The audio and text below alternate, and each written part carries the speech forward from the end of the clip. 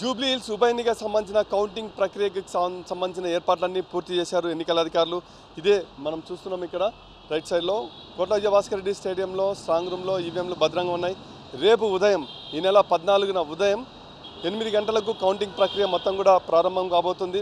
మొత్తం ఓట్లు పోలైన శాతం ఒకసారి చూసుకుంటే కనుక 48.49% ఓట్లు పోలయ్యాయి. అంటే జూబ్లీ హిల్స్ పరిధిలో మొత్తం 4,01,365 ఓట్లు ఉంటాయి. ఇందులో పురుషులు 2 లక్షల మంది ఉన్నారు దాదాపు. అదేవిధంగా స్త్రీలు 1,92,000 ఉన్నారు. అదర్స్ 25 మంది ఉన్నారు.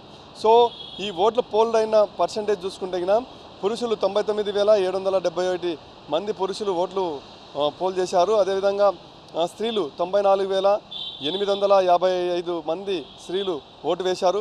అదర్స్ చూసుకుంటే 55 మంది. అదేవిధంగా టోటల్గా చూసుకుంటే 1,94,631 ఓట్లు పోలయ్యాయి.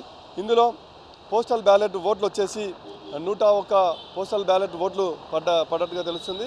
సో మొత్తం ఈ ఓట్లను మొత్తం కూడా రేపు మార్నింగ్ 8 గంటలకు కౌంటింగ్ స్టార్ట్ చేస్తారు.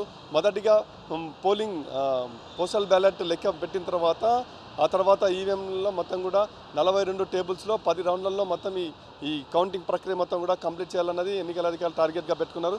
సో 8 గంటలకు కౌంటింగ్ ప్రక్రియ ప్రారంభమైతే దాదాపుగా 12 గంటల లోపలనే మొత్తం కూడా రిజల్ట్స్ వచ్చే అవకాశం ఉంది.